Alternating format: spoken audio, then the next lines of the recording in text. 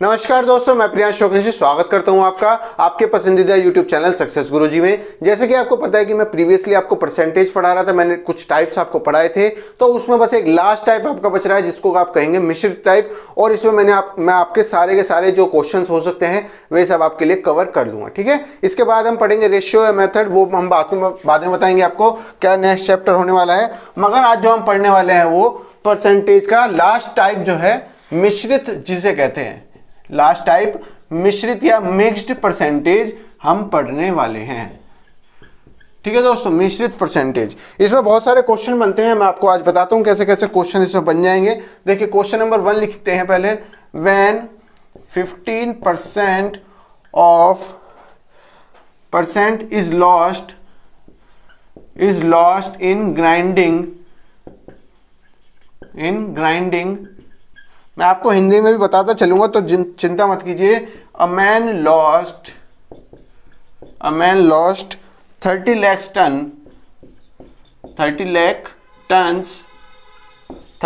Turns when 10% is lost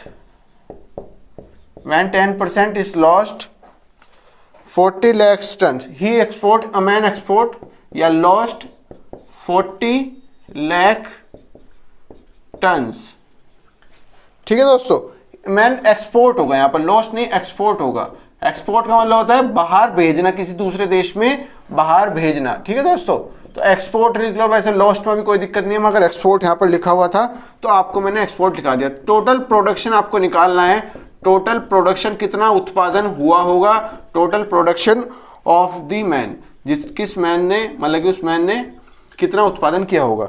मैं आपको बताता हूं, इसमें एक चीज बताता चलूं। देखो क्या क्वेश्चन पूछा गया है। अगर आपका 15% किसी चीज का ग्राइंडिंग में लॉस्ट हो जाता है, ग्राइंडिंग का मतलब होता है कूटना से, मतलब है ना, पाउडर फॉर्म में चेंज करने से। अगर किसी मतलब जो चीज भेज रहा है वो टन्स में, उस चीज का 15% अगर ग्राइंडिंग में लॉस्ट हो जाए तो वो 30 लाख टन चीजों को भेज सकता है, 30 लाख टन भेजता है चीजों को, ठीक है। अगर उसका 10% ग्राइंडिंग में वेस्ट होता है, अगर वो 10% ग्राइंडिंग में बेचता है तो उसका 40 लाख टन जो है वो एक्सपोर्ट होता है। तो total production of the man कितना उत्पादन कर रहा है वो आपको चीज बतानी है।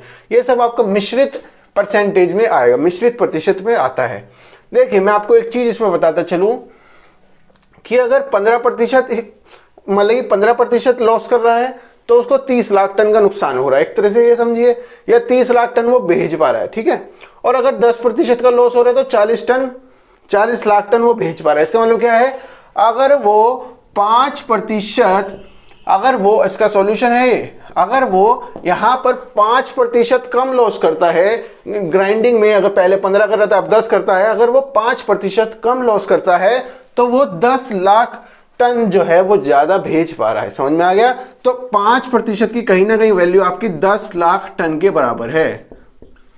ये क्वेश्चन में आपको सिंपली वे में ये दिया गया है, क्योंकि कहा गया है क्या, 15% अगर मतलब लॉस करता है तो 30 लाख टन बेचता है बाहर चीजें, और अगर 10% लॉस करता है तो 40 लाख टन।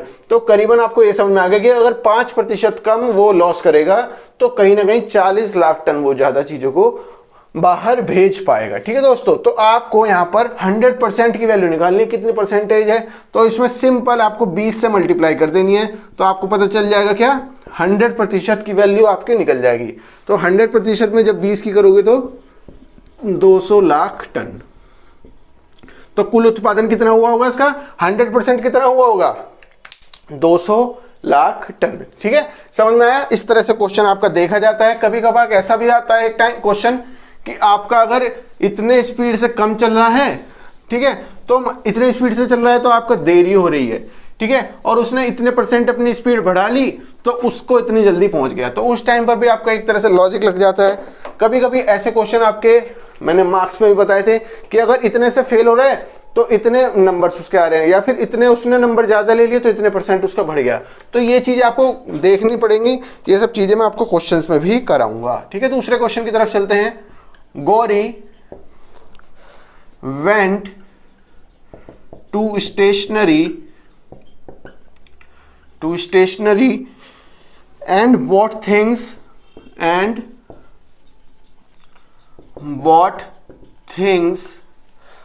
worth ₹25. वर्थ ₹25, ठीक है, out of which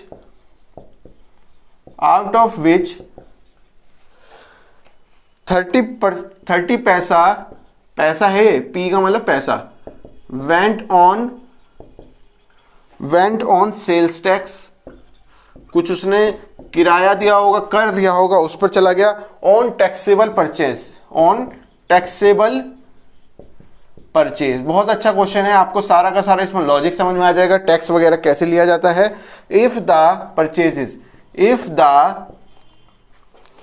tax rate was 6%, अगर 6% टैक्स थी, अभी मैं आपको पूरा बताता हूं, then what was the cost of tax free items। देखो हिंदी में आपको बताता हूं क्या, एक गौरी स्टेशनरी की दुकान पर गई और उसने कुछ चीजों को खरीदा, ठीक है, जो 25 रुपए की थी, तो उसमें से उसने 30 पैसा जो था वो सेल्स टैक्स में दे दिया, 25 में से 30 पैसा उसने सेल्स टैक्स पर दे दिया ऑन टैक्सेबल परचेज। जो अभी मैं इसका मीनिंग बताता हूं, if the tax rate was 6%, अगर टैक्स रेट जो है वो आपका 6% था, then what was the cost of tax free items. देखिए मैं आपको एक चीज बताता हूं, जब भी सरकार आपसे कुछ टैक्स लेती है तो वो इतने मतलब कि एक लिमिट तक एक सीमित दायरे तक चीजों को टैक्स फ्री रख देती है। मान लो अगर 20 रुपए है, वो सॉरी 25 रुपए टोटल उसने चीजें खरीदी, ठीक है दोस्तों, तो टोटल अगर उसने 25 रुपए की चीज खरीदी, मान लीजिए सरकार ने 20 रुपए तक जो है टैक्स फ्री आइटम्स को रख दिया कि 20 रुपए से अगर कोई चीज होगी 20 रुपए तक, उस पर कोई टैक्स नहीं लिया जाएगा। मगर अगर 20 रुपए से ऊपर की कोई चीज होती है तो 20 रुपए से ऊपर जितना भी अमाउंट होगा उसके ऊपर कर लगाया जाएगा, उसके ऊपर टैक्स लगाया जाएगा, ठीक है दोस्तों। तो क्या कहा है इसमें क्वेश्चन में, गौरी गई और गौरी ने 25 रुपए की चीज खरीदी, ठीक है, 25 रुपए की चीज खरीदी, मगर उसको 30 पैसा देना पड़ा सेल्स टैक्स में। तो क्या कह रहा है वो, ऑन टैक्सेबल परचेजेस, ठीक है। तो मैंने यहां पर मान लिया 20 रुपए तक जो चीजें खरीद रहा होगा उसको कोई टैक्स नहीं देना पड़ेगा। मगर अगर यहां पर 5 रुपए जो उसने ज्यादा खर्च किए हैं, जो 20 रुपए से लिमिट से ज्यादा खर्च किए हैं, वो हो गई आपकी एक तरह से टैक्सेबल अमाउंट। टैक्सेबल अमाउंट का मतलब होता है जिसके ऊपर कर लग सकता है, कर योग्य भुगतान, मतलब कि जो चीज होती है, तो इस 5 रुपए के ऊपर आपका टैक्स लग सकता है। तो वो क्या कह रहा है, 6% की दर से इसके ऊपर टैक्स लगा होगा। मैं आपको अप्रोक्स वैल्यू बता रहा हूं, 20 और 25 तो मैं अज्यूम करके बता रहा हूं आपको। तो इस पे कुछ 6% का टैक्स लगा होगा और वो करीबन आपका 30 पैसे के आसपास आ रहा है करीबन, ठीक है। तो आपको बताना है कि टैक्स फ्री आइटम्स कितनी है। तो ये वाली लिमिट आपको पूछ रही है, जो हमने 20 रुपए अज्यूम की है, तो आपको बताना है कि कितने रुपए के आसपास चीजें चल रही है, ठीक है दोस्तों। चलिए, आपको 20 रुपए जो हमने एज्यूम किया है कि जिसके ऊपर कोई टैक्स नहीं लग रहा है, वो लिमिट आपको बतानी है कि लिमिट क्या होगी, ठीक है दोस्तों। तो मान लीजिए मैंने आपको वही क्या बताया, 25 रुपए की चीज खरीदी, ठीक है, 25 रुपए की चीज, तो इसको ऐसे ही रख लो, ठीक है। 30 पैसा उसने टैक्स दिया है, और किस दर से दिया है, 6% की दर से दिया है, ठीक है। 6% की दर से उसने कितना टैक्स दिया है। अब एक चीज बताऊं, देखो, एक जो सीमित दायरा होगा, जैसे मान ले मैंने अभी आपको 20 रुपए का बताया है, इसमें तो इस पर तो कोई टैक्स नहीं लगा होगा। इसके बाद जो संख्या हुई होगी, टैक्सेबल अमाउंट हुई होगी, उस पर लगा होगा। तो 6% का जो आपका कर का टैक्स रेट है वो आपका लगा होगा ऑन टैक्सेबल अमाउंट, जो कि हमने पहले 5 मानी थी टैक्सेबल अमाउंट, ठीक है दोस्तों। तो 6% का टैक्स लगाओ टैक्सेबल अमाउंट में, और उसकी वैल्यू कितनी हो गई, 30 पैसा। टैक्सेबल अमाउंट 30 पैसा, तो उसको रुपए में चेंज करना पड़ेगा, तो 100 से मल्टीप्लाई कर लीजिएगा, है ना। क्या करेंगे बताइए, 6% का टैक्स अमाउंट लगाएंगे आप इस पर, और आपको 30 पैसे निकालना है, तो आप इसको 30 पैसे ही लिख लीजिए, कोई दिक्कत नहीं है, ठीक है। 30 पैसे आपका हो जाता है। 6% की वैल्यू, आपको 6% का टैक्स लग रहा है टैक्सेबल अमाउंट पे, और उसकी वैल्यू हो जा रही है 30 पैसा। तो आपको क्या पता चला, टैक्सेबल अमाउंट आप यहां से निकाल पाएंगे क्या।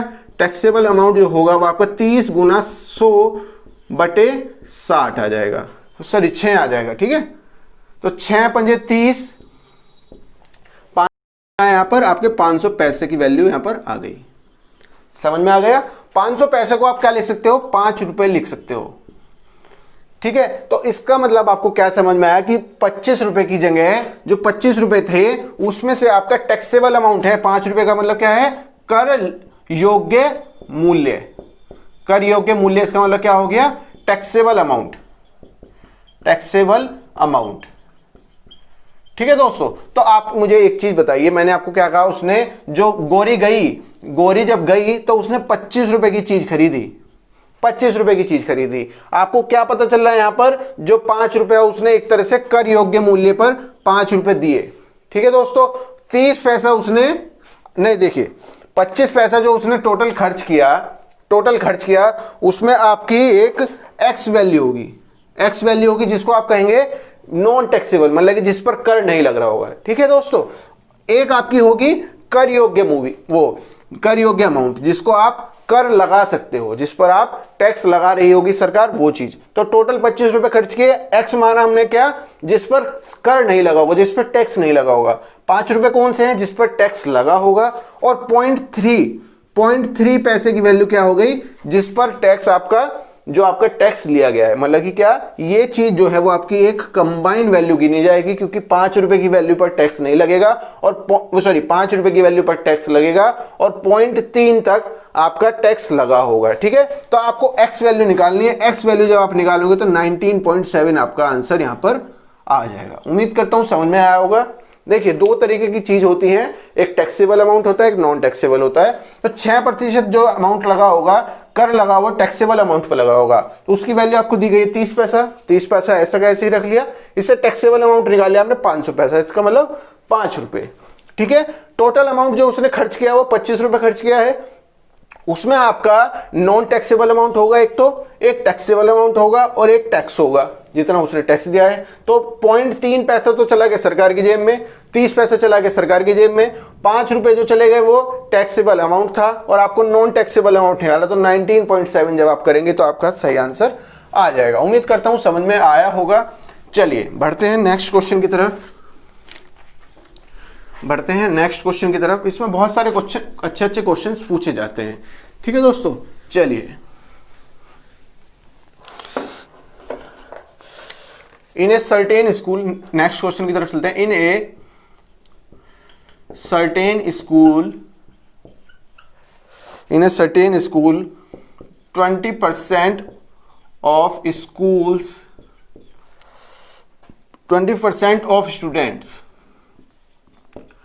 20% of students are below 8 years of age. The number of students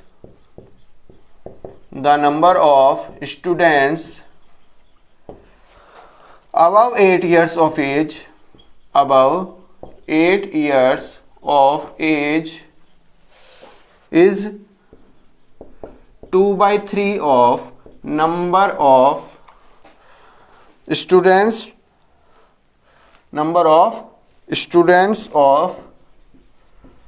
students of 8 years age, ठीक है, विच इज 48। जिस स्टूडेंट को समझ में आ गया वो जल्दी जल्दी करता रहे मेरे साथ साथ, ठीक है दोस्तों।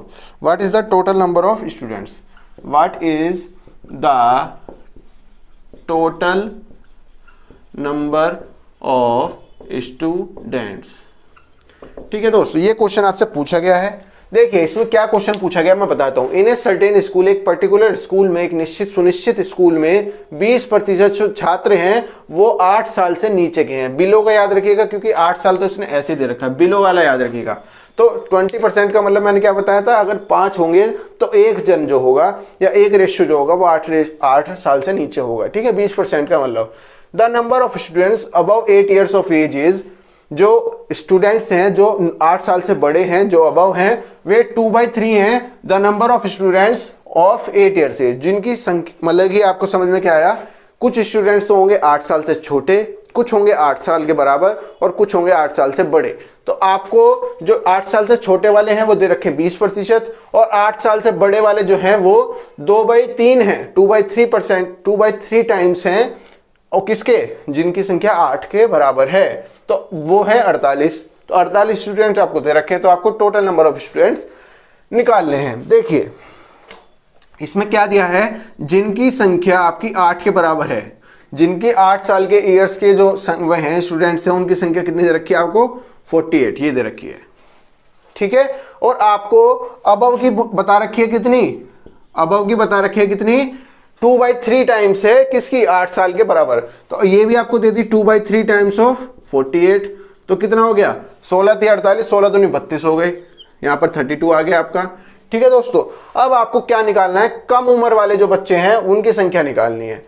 जो कम उम्र 8 साल से कम वाले हैं उनकी संख्या आपको निकालनी है। वो दे रखी है आपको क्या, 20% of the students are below 8 years of age, ठीक है। मतलब कि जो 8 साल से कम वाले स्टूडेंट्स हैं वो टोटल का 20% हैं। तो आप कहीं ना कहीं एक चीज बता सकते हैं कि जो ये वाले स्टूडेंट्स होंगे, जो ज्यादा वाले और बराबर वाले होंगे, तो ये 20% तो ये हैं, ठीक है। अगर ये 20% हैं तो टोटल स्टूडेंट्स तो आपके इनमें से ही होने, इसके अलावा और तो होने नहीं, 9-10 के बराबर भी हो, मतलब कि इनके अलावा और कोई स्टूडेंट्स तो नहीं है। अगर वो कह रहा है कि टोटल स्टूडेंट्स का 20% जो स्टूडेंट्स हैं वे आपके 8 साल से छोटे हैं, जब 8 साल से छोटे हैं तो कहीं ना कहीं आप क्या कह सकते हो, सर जी 20% ये हैं तो 80% तो ये हो गए, ठीक है दोस्तों। 20% जो स्टूडेंट है वो 8 साल से कम है, तो 8 साल के बराबर और 8 साल से ज्यादा वाले 80% स्टूडेंट हो गए। मैंने 20% का मीनिंग क्या बताया था आपको, 1/5, 1/5। तो इसमें क्या सिनेरियो बन रहा है, अगर आपके 5 स्टूडेंट टोटल होंगे तो उसमें से एक स्टूडेंट आपका 20% से, मतलब कि 8 साल से छोटे वाला होगा एक स्टूडेंट, और जो 4 बचेंगे बाकी वे आपके 4 बड़े वाले भी हो सकते हैं और बराबर वाले भी हो सकते हैं। तो इस तरह का इसमें सिनेरियो बन रहा है, ठीक है। तो आपको क्या समझ में आया, 80% जो है वो ये वाले होंगे, 8 साल से छोटे और 8 साल से बड़े और 8 साल के बराबर वाले। तो इन दोनों को संख्याओं को गिनो, 48 और कितने हो गए, 42, 80 हो गए। तो इसका मतलब क्या, 80% जो स्टूडेंट्स हैं उनकी जो रेशियो है वो 80 के बराबर है। टोटल नंबर ऑफ स्टूडेंट्स 80 है। तो आपको 20% तो नहीं निकालना, आपको टोटल निकालना है, ठीक है। अगर टोटल 20% निकालना होता, अगर पूछा होता कि 8 साल से छोटे वाले स्टूडेंट कितने होंगे, 20% आपको निकालना, तो सीधा 4 से डिवाइड कर देते। मगर आपको निकालना क्या है यहाँ पर, 100%, ठीक है। जब 80% की बराबर, 80% की वैल्यू 80 के बराबर है तो 1 की बराबर 1 के हो जाएगी और 100 की बराबर 100 के हो जाएगी। तो आपके टोटल नंबर ऑफ स्टूडेंट कितने हो जाएंगे दोस्तों, 100 हो जाएंगे, ठीक है। आपको इस तरह से सोचना था इस क्वेश्चन पे, बहुत ज्यादा आसान बना देता है क्वेश्चन जो आपका पूछा जाता है, ठीक है दोस्तों। चलिए, क्वेश्चन आपको देखने में थोड़े से बड़े लग रहे होंगे, कंफ्यूजिंग लग रहे होंगे, मगर आसान क्वेश्चन हैं, बहुत जल्दी पूछे जाते हैं। और ये इंपॉर्टेंट चैप्टर भी है क्योंकि इसमें से क्वेश्चन जब आपके बनते हैं तो फिर क्या ही समझना है, क्यों आपको छोड़ना है चैप्टर, ठीक है। पढ़ के चलिए साथ में। क्वेश्चन पूछा है आपसे, रोहित स्पेंड्स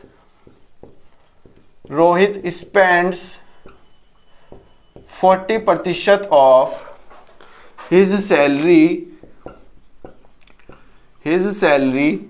on food, खाने पर 40% अपना खर्च करता है, अपनी तनख्वाह का, अपने वेतन का। 20% ऑन हाउस रेंट, घर के किराए पर 20% खर्च करता है, ठीक है दोस्तों।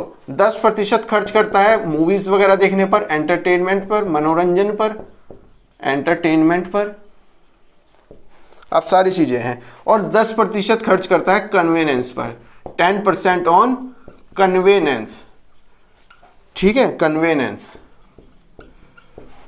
If his salary, his saving, उसकी जो बची हुई जो बचत है उसकी, हिज सेविंग जो है उसकी, हिज सेविंग, उसकी जो सेविंग है, बचत है, अगर वो मंथ के लास्ट में 1500 रुपये है, at the end of month, ठीक है, at the end of month, अगर महीने के लास्ट में जो आपकी या रोहित की सैलरी की बचत है वो 1500 रुपये है, ठीक है। उसकी मंथली सैलरी आपको बतानी है कितनी होगी। मंथली सैलरी का मतलब मासिक तनख्वाह आपको बतानी है, ठीक है दोस्तों, मैंने अब आपको पूरा हिंदी में भी इंग्लिश में भी सब में कन्वे कर दिया। अब आपको बताना है क्या, अब आप एक चीज मुझे बताइए कि 40%, 20% और 10% और 10%। अब आप इसको ऐसे मत लिख लेना 40%, 40%, 40%, 20%, 10%, 10%, 80%, 20% का मतलब ये हो गया। वैसे हो जाएगा, मगर मैं आपको बता देता हूं कैसे। या तो आप इसको दो तरीके से कर सकते हो, ठीक है। 40% ऑफ द सैलरी, वही बात हो जाएगी, वैसे वही बात हो जाएगी। मगर मैंने क्या किया, मान लो हमने एक तरीके से सब सिंपल मेथड से, सबसे पहले उसी मेथड से कराते हैं, सिंपल मेथड्स। मैंने लेट सैलरी मान ली 100 रुपये, हमने 100 रुपये सैलरी मान ली, मान लिया मैंने 100 रुपये उसकी सैलरी होगी, उसकी जो तनख्वाह है, जो उसका वेतन है वो 100 रुपये है। 40% of his salary on food, तो खाने पर वो कितना खर्च करता है, खाने पर या फूड पर वो खर्च करता है 40%। जब आप 100 का 40% करोगे तो कितना प्रतिशत आएगा आपका, 40 ही वैल्यू आएगी, 40 आएगी, बिल्कुल आएगी। इसके बाद वो 20% खर्च करता है अपने हाउस रेंट पर, तो हाउस रेंट पर वो कितना खर्च करता है, 20%। तो 20% का 100 का 20% कितना होगा, 20 रुपए ही होगा, ठीक है दोस्तों। और 10% खर्च करता है वो एंटरटेनमेंट पर, मनोरंजन पर कितना खर्च करता है, 10% या फिर 10 रुपए। तो 10% 100 का निकालो तो 10 हो गया, ठीक है दोस्तों। और 10% खर्च करता है वो कन्वीनियंस पर, कन्वीनियंस पर, तो 100 का 10% निकालोगे 10 आ जाएगा, ठीक है। तो आपको क्या पता चला, 40, 20, 60, 70 और 80, टोटल उसने खर्च कर दिया भैया 80 रुपए। टोटल वो 80 रुपए खर्च कर चुका है पहले ही, 40, 40, 80। अब वो कह रहा है कि बचत कितनी है उसकी, बचत देखो भैया 100 रुपए उसकी सैलरी थी, उसमें से उसने 80 रुपए खर्च कर दिए, उसने 80 रुपए खर्च कर दिए, तो उसकी बचत कितनी हुई, जो उसकी सेविंग हुई, बचत जिसे कहते हैं सेविंग, वो आपकी 100 में से 80 रुपए बचेंगे, 80 रुपए में से 20 रुपए उसके बचेंगे, ठीक है। तो दोस्तों इसमें आप लगेगा रेशियो, 20 की वैल्यू, जो 20 रेशियो की वैल्यू आई उसकी वैल्यू आई 1500 रुपए, ठीक है। आपको टोटल मंथली सैलरी निकालनी है, तो टोटल मंथली सैलरी कितनी है भैया, 100 रुपए है, तो इसमें सिंपल से हमने 5 से मल्टीप्लाई कर ली, ठीक है। ऐसे ही हमें इसमें भी 5 से मल्टीप्लाई करने की पड़ेगी, तो 15 पंजे 7500 रुपए आपका आंसर हो जाएगा, ठीक है। ये एक तरह से आपका मेथड 1 था। दूसरा मेथड क्या कर सकते थे, आपको सिंपल इसमें दिया गया है 40%, 20%, 10% और 10%। तो आपने सिंपल क्या किया, सारों को जोड़ लिया, तो आपका टोटल वैल्यू आ जाएगी 80%, 80%, ठीक है। तो आपको कहीं ना कहीं ये पता चला भैया 100% सैलरी का 80% तो उसने कहीं ना कहीं वेस्ट ही कर दिया, 100% सैलरी का, 100% सैलरी का 80% उसने कहीं ना कहीं खर्च कर दिया। तो उसकी सेविंग कितनी हुई, 100 में से जब 80% डिवाइड करोगे तो 20% की वैल्यू, तो 20% की वैल्यू 1500 रुपए है, और 1500 का मतलब यही वैल्यू आपकी आ जाएगी। मगर मैंने सैलरी को अज्यूम करके क्यों माना, कभी कभी क्वेश्चन आपका इस तरह से पूछा जाता है कि 40% उसने अपने सैलरी का 40% जो मतलब कि अपनी सैलरी का जो 40% भाग है उसने फूड पर खर्च किया। कभी कभी वो आपसे क्या पूछ लेता है, फिर उसके बाद रिमेनिंग जो उसने है, मान लीजिए रिमेनिंग जो उसकी सैलरी बची है उसका 20% उसने हाउस रेंट पर खर्च किया, फिर जो आपकी रिमेनिंग बची उसका खर्च किया उसने एंटरटेनमेंट पर, और उसकी जो रिमेनिंग बची उसका खर्च किया उसने कन्वीनियंस पर। तो उस समय पर आपका ये वाला जो तरीका है, डायरेक्ट आपने जो जोड़ लिया, ये तरीका सक्सेसफुल नहीं होगा उस टाइम पर। क्यों नहीं होगा, क्योंकि जो 40% भाग है वो अपनी सैलरी का, जो उसकी मतलब कि 100% सैलरी थी उसका भाग था। उसके बाद कभी कभी इसमें ये होता है कि 20% भाग जो है वो रिमेनिंग का। तो अगर आपसे मैं पूछ लेता हूं यहां पर रिमेनिंग सैलरी का, ठीक है, मान लीजिए उसने क्वेश्चन पूछा क्या आपसे, अब देखिए अब थोड़ा सा सिनेरियो चेंज हो जाएगा, वैल्यूज यही रहेंगी, मगर अब वो रिमेनिंग का पूछने लग जाएगा, तो आपकी वैल्यू और आंसर चेंज होने शुरू हो जाएंगे। देखते हैं, मैं बताता हूं आपको कैसे। पहली जो सैलरी का खर्च किया है 40% भाग, मान लीजिए उसने अपनी सैलरी पर खर्च किया है, तो 100 रुपए अपने सैलरी मानी, तो 40 रुपए उसकी तनख्वाह आ गई कि 40 रुपए उसने खाने पर खर्च किए होंगे, ठीक है। अगर वो कहता है remaining 20% on house rent on remaining, मतलब कि जो उसकी तनख्वाह बच गई अब उसका 20% भाग वो रेंट पर खर्च करता है, तो उसकी अब तनख्वाह कितनी बच गई, पहले थी 100 रुपए, अब थी उसके जो फूड पर खर्च की उसने 40 रुपए, तो उसकी अब बच गई 60 रुपए, ठीक है दोस्तों, अब वो 60 रुपए का क्वेश्चन में क्या बताना चाह रहा है कि वो 60 रुपए का 20% अब खर्च करता है, रिमेनिंग पार्ट किस पे खर्च करता है, हाउस रेंट पर। तो 60 का जब 20% करोगे तो आपकी वैल्यू 12 आ जाएगी। सिंपल सा आपको करना है, 2 0 से 0 कट जाएगा और 6 दूनी 12 आ जाएगा। ठीक है, अब वो आपसे कहता है कि एंटरटेनमेंट का 10 पार्ट भी आपको रिमेनिंग पर ही खर्च करना है, मतलब कि जो जो उसकी रिमेनिंग सैलरी बचती रहेगी। ठीक है, तो 40 और 12 52 हो गए। अब उसकी सैलरी कितनी बच रही है भैया, अब उसकी सैलरी 48 रुपए बच रही है। क्यों बच रही है, 40 और 12 52, 100 में से माइनस करोगे तो 48 रुपए बच रही है। 48 का 10% भाग वो जो है, 48 का जो 10% भाग है अब वो खर्च कर रहा है एंटरटेनमेंट पर। ठीक है, और अब आपकी सैलरी कितनी बची रही है भैया, 48 में से जब 4.8 माइनस करोगे तो 43.2 बच रही है। ठीक है दोस्तों, अब उसका वो 10% खर्च कर रहा है, तो उसका मतलब क्या है, 4.32 वो खर्च कर रहा है कन्वीनियंस पर। अब देखो वैल्यू आपकी सेम रही, 40 20 10 और 10%, मगर अब आपका जो चेंज है वो इसमें किस पार्ट में आया कि आपका रिमेनिंग सैलरी के ऊपर ये चेंज आ रहा है कि वो जितनी भी रिमेनिंग सैलरीज हैं वो उसके ऊपर खर्च कर रहा है। तो आपकी वैल्यू कितनी आ जाएगी, 52 और 4 56, 56 और 4 60, 60.0832, तो इतना कितना आया, 61.12 आया। ठीक है दोस्तों, तो 61.12 को आप 100 में से माइनस करोगे तो इतना पार्ट आपका सेविंग है, उसको इक्वेट करोगे 500 के साथ, तब जाके आपका आंसर आएगा। मतलब क्वेश्चन वही मगर करने के तरीके आपके बदल दिए। ठीक है दोस्तों, चलिए नेक्स्ट क्वेश्चन की तरफ बढ़ते हैं। हम नेक्स्ट क्वेश्चन की तरफ चलते हैं और अच्छे से इन चीजों को सीखते हैं। चलिए,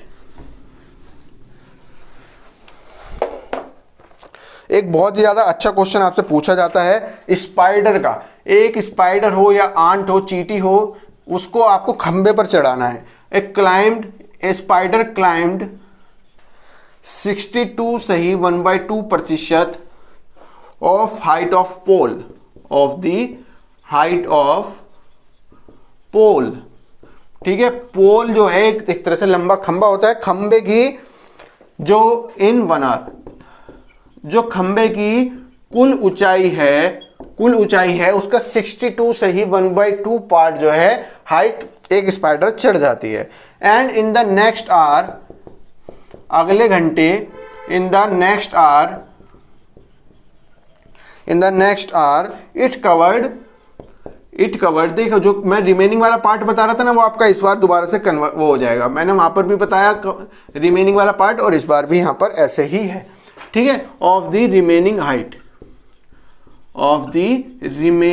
हाइट, अभी आपको सब चीजें क्लियर हो जाएंगी, बेसिक से लेकर हाई लेवल तक का मेरा वो है, मोटिव है, रिजोल्यूशन है एक तरह से न्यू ईयर का, कि मैं आपको बेसिक लेवल से लेकर हाई लेवल तक लेकर जाऊं। आप भी कुछ अपना एक अच्छा सा रिजोल्यूशन बनाइए, उसको पूरा करने की तरफ आगे बढ़िए।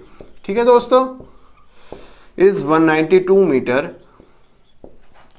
Then distance covered in second hour, then distance covered in second hour. मैं आपको बताता हूं क्या पूछा है उसने कहा है एक जो स्पाइडर है, एक मकड़ी है, वो 62 सही 1/2 पार्ट जो है टोटल हाइट का, पोल जो है एक लंबा खंबा होता है, खंबे की टोटल हाइट का 62% सही 62 सही 1/2% भाग चढ़ जाती है 1 घंटे में। ठीक है दोस्तों, उसके बाद वो नेक्स्ट घंटे में दोबारा चढ़ना चाहती है, मगर थोड़ी थक गई होती है, तो इसलिए रिमेनिंग हाइट का, याद रखिएगा रिमेनिंग हाइट का, टोटल हाइट का मत रही। जैसे पिछले क्वेश्चन में आपको टोटल दे रखा था, तो मैंने फिर आपको दोबारा से बताया था कि रिमेनिंग का अगर क्वेश्चन पूछा जाए तो इस तरह से आपका चेंज होगा।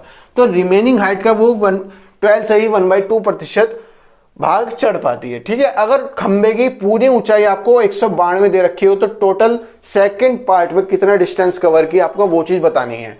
एक तो इसमें मेथड हो सकता है कि आप ट्रेडिशनल मेथड लगाओ, 192 चीजों को मान के चलो, उसका वो करो, तो बहुत बड़ी प्रॉब्लम हो जाएगी। मैंने मान लिया 62%, मैंने मान लिया खंबा है जिसकी लंबाई मैंने मान ली 8 मीटर, 8 मीटर मान लो या कुछ भी मान लो, मैंने 8 क्यों मानी मैं आपको बताता हूं। 62 सही 1/2% की वैल्यू मैंने आपको क्या बताई थी, आप जल्दी से बताइए। क्या मैंने आपको यही वैल्यू रटवाई थी, याद कराई थी कि 5/8 होती है? ठीक है, तो मैंने इसी वजह से इसका जो बेस में वैल्यू दी गई थी, इसी वजह से मैंने जो इसकी खंबे की ऊंचाई मानी है वो 8 यूनिट मानी है, 8 मीटर मानी है, 8 किलोमीटर मानी है, या फिर 8 मील मान लीजिए, कोई फर्क नहीं पड़ता। ठीक है, 8 यूनिट होना चाहिए, बस इतनी बात समझ लीजिए। ठीक है, रेशियो का मतलब ये होता है, 8 यूनिट मान लो, यहां पर चलो कंफ्यूजन ना हो मीटर मीटर का, आप 8 यूनिट मान लो। ठीक है दोस्तों, तो उसने क्या कहा, 62% सही, 62.5% वो वैल्यू चढ़ जाती है 1 घंटे में। इसका मतलब क्या है, तो 8 अगर उसकी टोटल ऊंचाई होगी तो उसमें से 5 यूनिट वो चढ़ जाएगी 1 घंटे में। इसका मतलब ये है, तो आपकी अगर यहां से जो मकड़ी है वो चढ़नी शुरू हुई होगी, 8 मीटर टोटल हाइट है, तो यहां पर कहीं पर 5 यूनिट जो होगा वो आएगा। तो आपको पता चल गया क्या, अब मकड़ी जो है 1 घंटे के पश्चात वो आपकी यहां पर है। ठीक है, मकड़ी आपकी यहां पर है। ठीक है दोस्तों, अब उसने क्या कहा, वो थक गई थोड़ी सी, उसने कहा नेक्स्ट घंटे वो केवल 12.5% चल पाती है रिमेनिंग हाइट का, रिमेनिंग हाइट का। अब रिमेनिंग हाइट कितनी है दोस्तों, टोटल 8 है, तो नीचे से तो 5 यूनिट चढ़ गई, ऊपर बची 3 यूनिट। ठीक है, 12.5 को भी मैंने याद कराया था, कितना होता है दोस्तों, 1/8, 1/8 होता है। ठीक है, 1/8 होता है। तो उसने क्या कहा, 12.5% चढ़ पाती है रिमेनिंग हाइट का। रिमेनिंग हाइट का कितना हो गया भैया, 3 का 12 सही 1/2%, 12 सही 1/2% कितना हो गया, 3/8 हो गया, 3/8 हो गया डायरेक्ट। तो आपको क्या समझ में आया यहां से, अगर इसकी जो वैल्यू है टोटल 3 है, ठीक है, वो मकड़ी पहले यहां पर होगी कहीं पर, तो वो नेक्स्ट घंटे में करीबन 3/8 जो यूनिट है, जो 3/8 यूनिट है उतना चढ़ पाई होगी, जो इतना होगा। अब आपकी मकड़ी जो है वो यहां पर पहुंच गई है, यहां पर पहुंच गई है। तो आपको क्या कह रहा है, टोटल हाइट जो है वो 192 यूनिट है। आपको सेकंड आवर्स में कितने डिस्टेंस कवर की है, अब आपको वो चीज बतानी है। तो मैंने आपको क्या बताया, मैंने तो कवर जो यूनिट मानकर चला था, मैं वो 8 यूनिट मानकर चला था। ठीक है, तो 8 यूनिट की वैल्यू जो है वो आपकी 192 के बराबर है। 8 यूनिट की वैल्यू जो है वो 192 के बराबर है। तो 1 यूनिट की वैल्यू कितने के बराबर है, 8 दूनी 16, 8 चौक 32, सिंपल सी बात है। ठीक है, तो 8 दूनी 16, 8 चौक 32। आपको वैल्यू किसने की निकालनी है, 3/8 यूनिट की निकालनी है। आपको वैल्यू निकालनी है 3/8 यूनिट की, क्योंकि नेक्स्ट आवर्स में जो सेकंड आवर हुआ उसमें 3/8 यूनिट चला। तो भैया 24 को आप क्या करोगे, डिवाइड करोगे या मल्टीप्लाई करोगे, आप बताइए। एक घंटे में तो, या 1 यूनिट चलने में तो उसको ज्यादा टाइम लग रहा है, और उसको मतलब कि 1 यूनिट चलने में उसको इतना टाइम लग रहा है, तो कम यूनिट चलने में उसे कम टाइम लगेगा। ठीक है दोस्तों, तो इसलिए हम इसमें मल्टीप्लाई करेंगे। ठीक है, 8 तिया 24, 8 तिया 24 और 3 तिया 9, तो 9 घंटे उसको, या सॉरी 9 मीटर वो दूसरे घंटे में चली होगी। ठीक है दोस्तों, कैसे किया हमने, 1 यूनिट चलने में उसे इतना टाइम लग रहा है, तो 1 से कम ही वैल्यू है, 3/8 है, इसलिए हमने यहाँ पे मल्टीप्लाई किया 3/8 से, इसलिए मल्टीप्लाई किया तो आपकी वैल्यू यहाँ पर 9 यूनिट आ गई। ठीक है दोस्तों, चलिए इसमें एक क्वेश्चन बहुत ज्यादा अच्छा पूछा जाता है फ्रूट्स से रिलेटेड। आपसे फ्रूट्स को सभी ने खाए होंगे, या तो आपसे ग्रेप्स का पूछ लेता है, ग्रेप्स से किशमिश बनाने को पूछ लेता है, या फिर आपका कोई तरबूज होता है तो तरबूज में पूछ लेता है कि भैया फ्रेश तरबूज आया था तो इतने % पानी था, और थोड़े दिन रख लिया बासी हो गया तो इतने % पानी रह गया। ये सब चीजें आपके फल फ्रूट से रिलेटेड क्वेश्चन पूछे जाते हैं, तो उनको भी समझेंगे हम। चलिए क्वेश्चन क्या पूछा, फ्रेश फ्रूट contains 68% वाटर का केमिकल फॉर्मूला क्या होता है, H2O। ठीक है, ड्राई फ्रूट contains 20% water।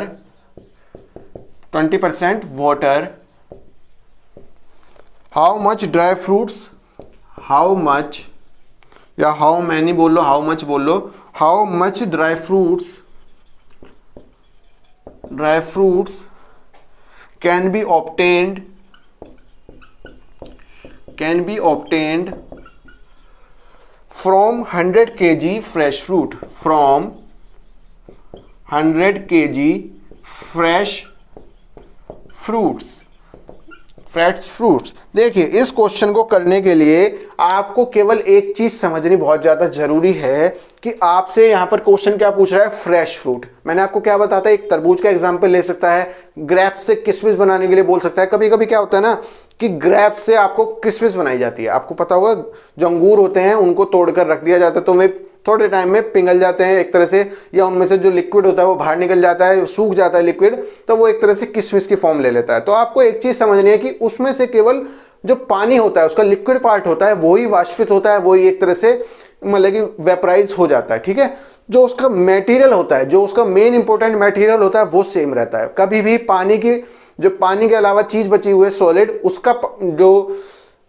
अनुपात है या फिर उसका वॉल्यूम है वो कभी भी कम नहीं होता, पानी जो है वो उड़ जाता है बस। ठीक है, तो आपसे वही चीज कह रहा है कि फ्रेश फ्रूट है, कोई आप ताजा ताजा फल ले गया है तो उसमें आया 68% वाटर, कोई भी हो सकता है। अब फ्रेश फ्रूट की जगह वो आपको तरबूज दे दे, ग्रेप्स दे दे, कुछ भी दे सकता है। फ्रेश फ्रूट बोला है, 68% उसमें पानी है, ठीक चीज है। अब उसको ड्राई फ्रूट्स बनाया गया, कुछ समय के लिए उसको रख दिया गया, किशमिश बनानी है मान लीजिए, तो किशमिश जो है वो उसमें 20% पानी है, किशमिश में थोड़ा कम पानी हो गया, 20% पानी हो गया। ठीक है दोस्तों, तो आपको ड्राई फ्रूट्स बनाने हैं और फ्रेश फ्रूट्स आपके पास 100 kg हैं, तो आपके पास क्या पता चल गया, जो पानी है वो तो वाष्पित हो जाएगा, उसको आप कैलकुलेट नहीं कर सकते, मगर जो मास है, जो द्रव्यमान है, जो एक तरह से आपका वॉल्यूम है, वो कभी भी चेंज नहीं होगा। तो आपको मैंने क्या बताया, जो फ्रेश फ्रूट है, जो फ्रेश फ्रूट है उसमें कितना कह रहा है पानी, 68%। 68%, इसका मतलब क्या, 32% उसमें जो मास है, द्रव्यमान है, एक तरह से द्रव्यमान है। ठीक है, मास है।